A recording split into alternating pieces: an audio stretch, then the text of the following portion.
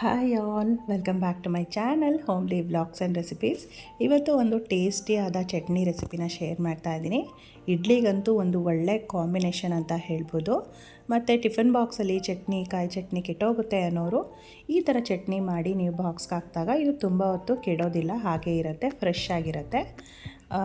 Taste ಅಂತೂ ತುಂಬ ಚೆನ್ನಾಗಿರುತ್ತೆ ಅಂತ ಹೇಳ್ಬೋದು. ಈಗ ರೆಸಿಪಿ ನೋಡೋಣ. ಒಂದು ಪ್ಯಾನಲ್ಲಿ ಒಂದು 3 ಟೇಬಲ್ ಸ್ಪೂನಷ್ಟು ಆಯಿಲ್ನ ಹಾಕಿದ್ದೀನಿ. ಒಂದು 2 ಟೇಬಲ್ ಸ್ಪೂನಷ್ಟು ಕಡಲೆಬೇಳೆನ ಹಾಕಿ ಚೆನ್ನಾಗಿ ಫ್ರೈ ಮಾಡ್ಕೊಂಡಿದ್ದೀನಿ. ಮತ್ತು ಒಂದು 2 ಟೇಬಲ್ ಸ್ಪೂನಷ್ಟು ಕಡಲೆಬೀಜ ಕೂಡ ಹಾಕಿ ಚೆನ್ನಾಗಿ ಫ್ರೈ ಮಾಡ್ಕೊಳ್ಳೋಣ. ಇದೆಲ್ಲ ಚೆನ್ನಾಗಿ ಫ್ರೈ ಆದಮೇಲೆ ನಾವು ಉದ್ದುದಕ್ಕೆ ಹೆಚ್ಚಿಟ್ಕೊಂಡಿರುವಂತಹ ಈರುಳ್ಳಿನ ಆ್ಯಡ್ ಮಾಡ್ಕೊಳ್ಬೇಕಾಗತ್ತೆ. ಈರುಳ್ಳಿ, ಟೊಮ್ಯಾಟೊ ಎಲ್ಲನೂ ಹಾಕೋದ್ರಿಂದ ಒಳ್ಳೆ ಟೇಸ್ಟಿಯಾದ ಚಟ್ನಿ ರೆಡಿಯಾಗಿಬಿಡತ್ತೆ ಅಂತ ಹೇಳ್ಬೋದು. ಒಂದು 3 ದೊಡ್ಡ ಸೈಜ್ ಈರುಳ್ಳಿನ ಚಾಪ್ ಮಾಡಿ ಇಟ್ಕೊಂಡಿದ್ದೀನಿ. ಮತ್ತು ಒಂದು 4 ಟೊಮೆಟೊನ ಚಾಪ್ ಮಾಡಿ ಇಟ್ಕೊಂಡಿದ್ದೀನಿ. ಈಗ ಈರುಳ್ಳಿನ ಆ್ಯಡ್ ಮಾಡ್ಕೊಳ್ತಾ ಇದ್ದೀನಿ. ಈ ಥರ ದೊಡ್ಡ ಉದ್ದುದ್ದಕ್ಕೆ ಹೆಚ್ಚಿಟ್ಕೊಂಡ್ರೆ ಸಾಕಾಗತ್ತೆ. ಈಗ ಈರುಳ್ಳಿನ ಆ್ಯಡ್ ಮಾಡ್ಕೊಂಡಿದ್ದೀನಿ. ಒಂದು 4ರಿಂದ 5 ಹೆಸರು ಬೆಳ್ಳುಳ್ಳಿನ ಹಾಕ್ಕೊಂಡಿದ್ದೀನಿ. ಎಲ್ಲನೂ ಚೆನ್ನಾಗಿ ಫ್ರೈ ಮಾಡ್ಕೊಳ್ಬೇಕಾಗತ್ತೆ.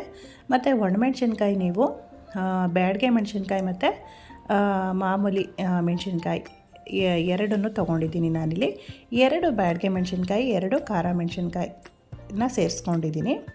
ನಾನು ಖಾರಕ್ಕೆ ನಮ್ಮ ಟೇಸ್ಟಿಗೆ ತಕ್ಕಂಗೆ ಹಾಕ್ಕೊಂಡಿದ್ದೀನಿ. ಇನ್ನೂ ಖಾರ ಬೇಕು ಅಂದರೆ ನೀವು ಇನ್ನೂ 1 ಅಥವಾ 2 ಒಣಮೆಣ್ಸಿನ್ಕಾಯಿನ ಸೇರಿಸ್ಕೊಳ್ಬೋದು.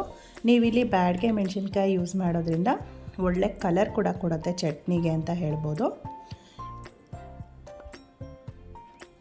ಈಗ ಉದ್ದುದಕ್ಕೆ ಹೆಚ್ಚಿಟ್ಕೊಂಡಿರುವಂತಹ ಟೊಮೆಟೋಸ್ನ ಆ್ಯಡ್ ಮಾಡ್ಕೊಳ್ತಾ ಇದ್ದೀನಿ. ಆಗಲೇ ಹೇಳಿದಾಗೆ 4 ಟೊಮೆಟೋಸ್ನ ಆ್ಯಡ್ ಮಾಡ್ಕೊಳ್ತಾ ಇದ್ದೀನಿ.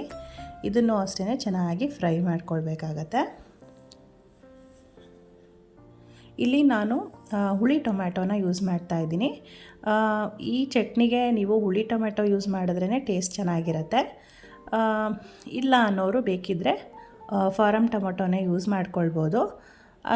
ಸ್ವಲ್ಪ ಹುಣಸೆ ಹಣ್ಣನ್ನು ಕೂಡ ಯೂಸ್ ಮಾಡ್ಕೊಳ್ಬೇಕಾಗತ್ತೆ. ಹುಳಿ ಟೊಮೆಟೊ ಯೂಸ್ ಮಾಡೋರು ಹುಣಸೆ ಹಣ್ಣನ್ನು ಸ್ಕಿಪ್ ಮಾಡ್ಕೋಬೋದು. ನೋಡಿ, ಈಗ ಎಲ್ಲ ಸಾಫ್ಟಾಗಿ ಚೆನ್ನಾಗಿ ಈ ಥರ ಫ್ರೈ ಆಗಬೇಕು.